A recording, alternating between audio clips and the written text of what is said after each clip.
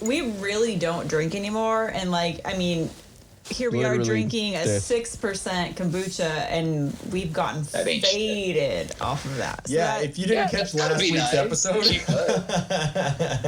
I mean, I was telling my parents, they're like, how you doing? I'm like, I got a little money left. It's funny how far it stretches when I'm not spending $10 a day on alcohol. And they're like, you were spending that much on drinking? And I'm like...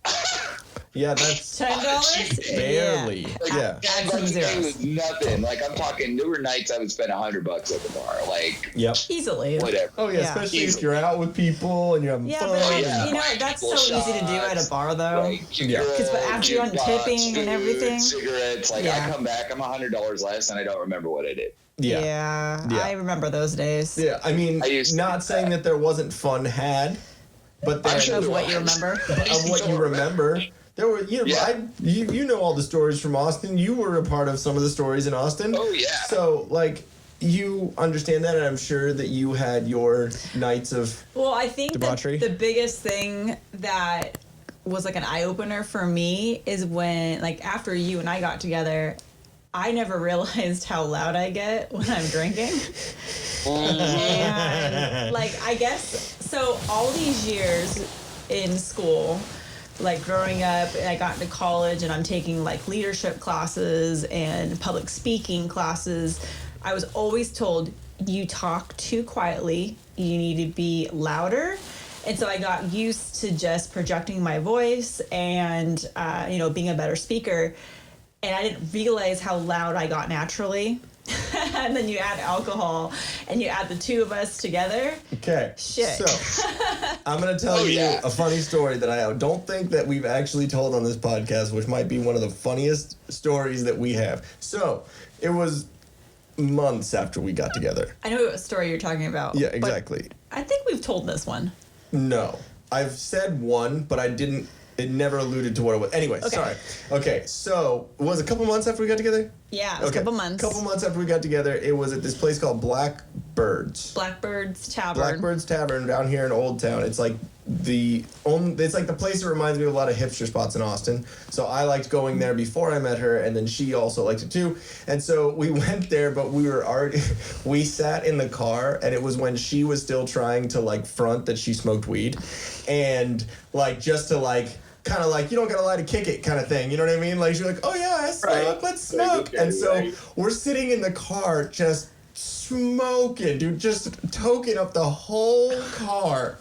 And we're both high as hell. There's like people dancing in their front yard, like next to us while we're smoking. Like it was too much. And that was before we even got out of the car. So we get out of the car, and I was like, and we might have even had road drinks. Yeah, like it was pregame, but like more on we were just really stoned. And I was like, this is fun. And as we're walking in, I was like, remember like the days when you would like, when you like go down when you're single and like go drunk and like, you know, do all this. Go drunk? It was, like, go drunk. Like you'd already be drunk going on. And like now we're just like high and it's fine. Like you're with someone, you don't even really care. Like it's just gonna be a chill night. We're not gonna get crazy.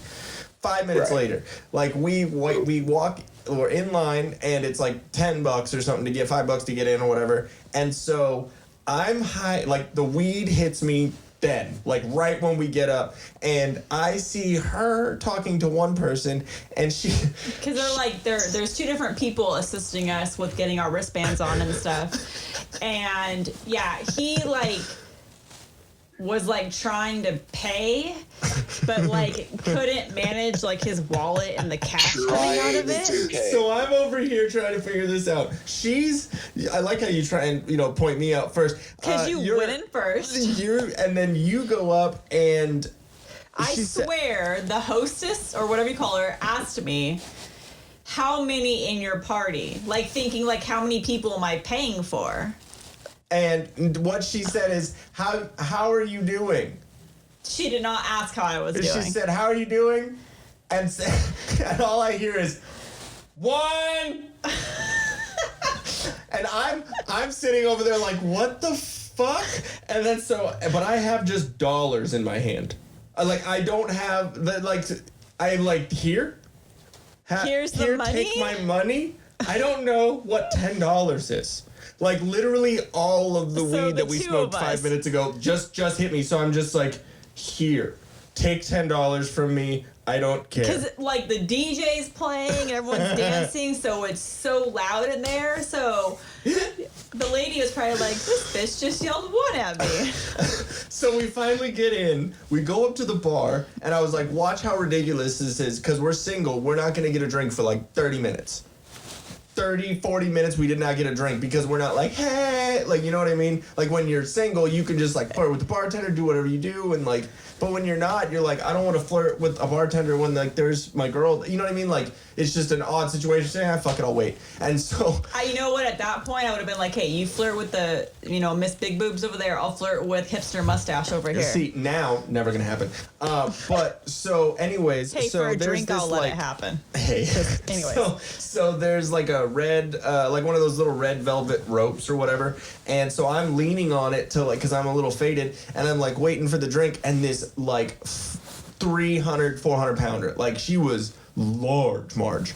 And she's leaning on the other side, so I'm just fucking like, God, I can't, like, stand up straight. So I look like so fucking drunk after my girl at the front's going, one, and I'm fucking, don't, here's my money. And so, like, we're not looking very good. And then, so I finally get up to the fucking bar, and before she takes my order, these two bitches just walk in, single bitches, walk in, just trying to get whatever they do, and I turned to the one next to me because I thought it was Jen, and I went, ha, and just made this weird ass face and noise, and Jen's behind me, and this girl's like, oh my God, who is this weird bearded man? And Jen's just dying. I'm dying laughing. Because I witnessed the whole thing. The lead up. I was like, oh man, he just went retarded to the girl, to some random girl. So, suffice to say, being drunk can get you into some fun stories.